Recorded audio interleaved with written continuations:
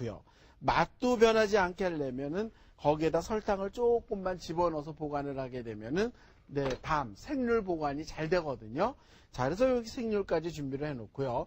제가 오이까지 이렇게 준비를 하도록 하겠습니다. 오이는 또 어떻게 써느냐면요.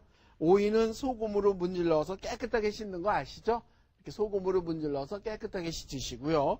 그 다음에 요 꼭지 이렇게 제거해 주시고 반으로 갈라주세요. 이렇게 쭉 반으로 갈라서 준비해 주시고요. 그 다음에 여기에서 이렇게 어슷썰기 해주세요. 네, 이렇게. 프로인 경우는 저같이 이렇게 두 개를 겹쳐서 이렇게 썰지만은 아마추어들 같은 경우에는 이렇게 두 개를 갖다 겹쳐서 썰게 되면 손 다치니까 그렇게 하지 마세요. 네, 저는 이렇게 썰도록 하겠습니다. 그래서 이걸 썰은 거를 어떻게 할 거냐면 소금물에다 절여야 되거든요. 이걸 그냥 절이게 되면은 네, 이렇게 겹쳐져 있는 부분은 싱겁고 짜고 막 그렇게 되기 때문에 다 이렇게 썰은 거를 갖다가 소금물에 절이는데요. 소금물은 어느 정도 이렇게 풀면 좋으냐면요. 제가 보여드릴게요. 자, 여기에 보시게 되면은 이렇게 볼 준비해 주시고요. 물을 조금만 넣어주세요. 오이 절일 때 물을 사용을 많이 하게 되면 오이의 맛있는 맛이 다 빠지고 없거든요. 여기에다 소금을 이렇게 좀 짭짤하게 이렇게 집어넣어서요. 완전히 이렇게 녹여주는 거예요. 소금을 완전히 녹여주시고 그 다음에 여기에다가 이렇게 오이를 집어넣으시면 되는데요. 자, 여기 보시게 되면은 물이 많지 않죠. 이렇게 오이가 이렇게 자작자작하게 잠길 정도로만 내 소금물을 만들어 가지고 절여주시게 되면요. 오이가 정말 맛있게 참 잘 져는데요. 이거는 절대로 소금을 뿌려서 절이시면 안 돼요. 소금물에 절이셔야만 오이가 이렇게 겹쳐져 있는 사이사이로 이렇게 잘 스며가지고 알맞게 잘 절여진다는 얘기예요. 그래서 이렇게 오이까지 절여놨습니다. 자, 그리고 이 잘 절여진 오이를 갖다가 짤 때는요.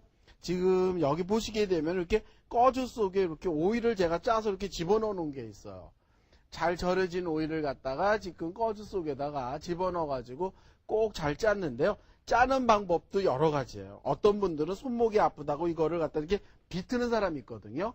이렇게 비틀어서 짜게 되면은 주재료가 다 이렇게 일그러져요. 그래서 그렇게 짜는 거는 절대 아니고요. 그냥 이렇게 한 다음에 이렇게 꽉 손으로 짜거나 이런 식으로 이렇게 눌러서 짜거나 아니면 싱크대 같은 모서리에다 놓고서 눌러서 짜게 되면요. 오이가 아작아작거리게 잘 짜지거든요. 자, 이렇게 해서 저는 지금 대하찜을 만들 재료들이 준비가 다 됐습니다.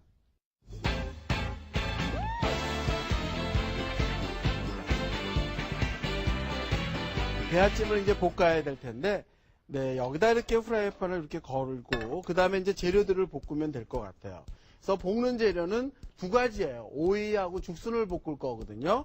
그래서 이렇게 프라이팬 틀어주시고요. 그 다음에 오이를 볶아서 차게 식힐 접시는 항상 옆에다 놔두셔야 될 것 같아요. 왜냐하면 우리는 어떤 재료를 볶다가 그 프라이팬을 들고 그 재료 식힐 접시 찾으러 다니는 경우들이 종종 있거든요. 그러다 보면 프라이팬 위에 있는 어떤 재료는 너무 볶아지거나 너무 익어서 종종 망치는 경우가 있거든요. 그래서 항상 어떤 걸 볶을 때는 옆에다가 식힐 그런 접시나 쟁반 같은 걸 갖다 놓고 볶는 게 시간도 단축이 되면서 남이 봐도 아, 저 사람은 참 일을 할 줄 아는구나 라는 생각을 할 것 같아요. 그래서 이렇게 이제 프라이팬을 뜨겁게 달군 다음에 그 다음에 집어넣는 게 뭐냐면요. 식용유를 아주 새 놈을만큼만 넣어주세요. 왜 그러냐면 식용유가 많이 들어가게 되면은 네, 나중에 이게 잣집에다 버무릴 거거든요. 그래서 너무 느끼해집니다. 자, 그래서 여기에 보면 이렇게 식용유 조금 넣어주시고요. 그 다음에 여기다 넣는 게 뭐냐면 이렇게 죽순이에요. 죽순을 볶는 건데 죽순이라고 하는 거는 이미 그 캔 제품이기 때문에 익은 거고요. 그 다음에 제가 또 물에다 한번 삶아놨기 때문에 오랫동안 익지 않아도 되거든요. 그래서 여기다 집어넣는 게 뭐냐면요. 소금을 조금만 넣어주세요. 여기다가 소금을 이렇게. 죽순에는 아무리 끓는 소금물에 데쳤다 하더라도 냉수에다 헹구기 때문에 짠맛이 다 없어졌거든요. 그래서 죽순 볶을 때 여기다 이렇게 소금을 넣어서 이렇게 볶아야만 죽순 자체의 맛이 이렇게 싹 들어가고 맛있는데요. 너무 오랫동안 볶을 필요는 없고요. 살짝만 볶아가지고 죽순에 소금의 맛이 들어갈 정도로만 볶으면 되거든요. 자, 그래서 이렇게 죽순 볶은 거 앞에다 이렇게 꺼내 놔주시고요. 자, 그 다음에 한번 프라이팬을 볶은 다음에는 프라이팬이 또 굉장히 깨끗하게 닦여야 되거든요. 그래서 여기에 보면 이렇게 깨끗한 키친타올로 하셔도 되고요. 아니면 꺼즈 같은 걸로 이렇게 프라이팬을 깨끗하게 닦으시고, 그 다음에 다음 재료를 볶아야만 다음 재료가 굉장히 깨끗하게 나온다는 얘기예요. 자, 여기에 보면 또 프라이팬에 역시 새눈물만큼 식용유를 조금만 넣었거든요. 자, 그 다음에 여기에다가 오이를 넣는데요. 오이 넣을 때도요, 이렇게 뭉쳐져 있는 걸 뭉탱이로 넣는 게 아니고 풀어서 넣어주셔야 될 것 같아요. 그래 열이 재빨리 이렇게 닿아서 파랗게 되거든요. 자, 여기다 이렇게 오이를 넣어주시고요. 그 다음에 오이를 볶을 때는요, 소금을 넣는 거 아닌 거 아시죠? 왜냐하면 소금물에 절여서 짜놨기 때문에 소금을 집어넣으면 짜서 먹을 수가 없습니다. 그래서 여기에다가는 식용유를 새눈물만큼 넣어서 이렇게 볶는데요. 오이 볶을 때 너무 볶아도 누래지지만은 너무 덜 볶아도 빨리 누래지거든요. 보통 우리가 살 같은데 화상을 입으면 색깔이 변하듯이 오이도 살짝 이렇게 잘못 볶게 되면은 빨리 이렇게 누렇게 되고요. 자, 그래서 이렇게 오이도 새파랗게 볶아진 거면 여기다 꺼내서 이렇게 식히면 되죠. 자, 그래서 지금 이렇게 식으라고 앞에다 옮겨놔 주시고요. 자, 이제 잣집을 만들 텐데요. 잣집은 어떻게 만드느냐면요. 제가 아주 버무릴 커다란 그릇에다가 잣집을 한번 만들어 보도록 하겠습니다. 자, 이렇게 볼을 준비해 주시고요. 여기다 집어넣는 게 뭐냐면 잣가루예요. 잣가루인데 잣가루는 어떻게 다지느냐면 원래는 한지에다 올려놓고 나서 잣을 다지는 거지만은 요새는 이렇게 A4 용지에다 다지면 좋을 것 같아요. 왜냐하면 한지 구하기도 그렇게 쉬운 거는 아니거든요. 그래서 이렇게 A4 용지에다가 잣을 올려놓고서 다 다지면 되는데요.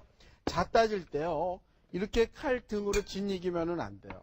이런 식으로 잣을 다지게 되면 잣이 짓이겨져서 지방이 나오거든요. 잣은 지방이 60%이기 때문에 이런 식으로 다지면은 안 되고요.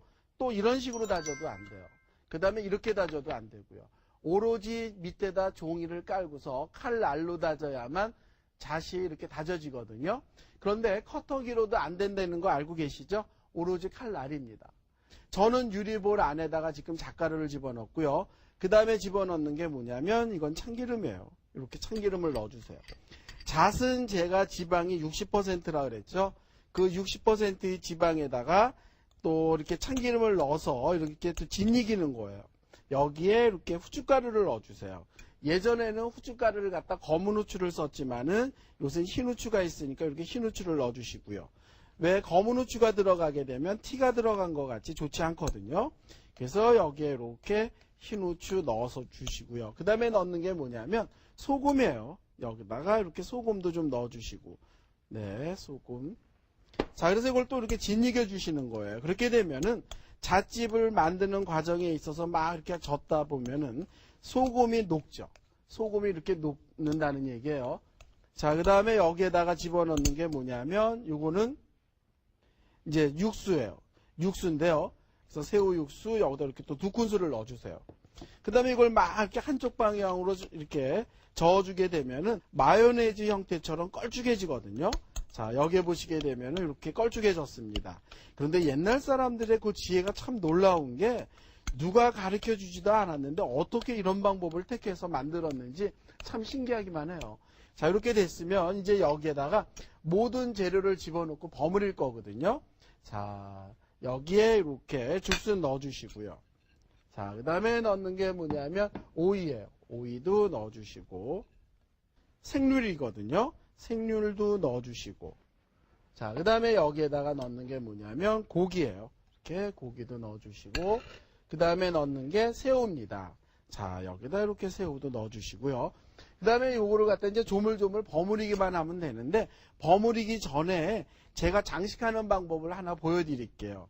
오늘 제가 이렇게 장식하는 방법은요, 사실은 제가 예전에 이렇게 레이건 대통령이 오셨을 때에 이 대야찜을 한번 내놓은 적이 있거든요.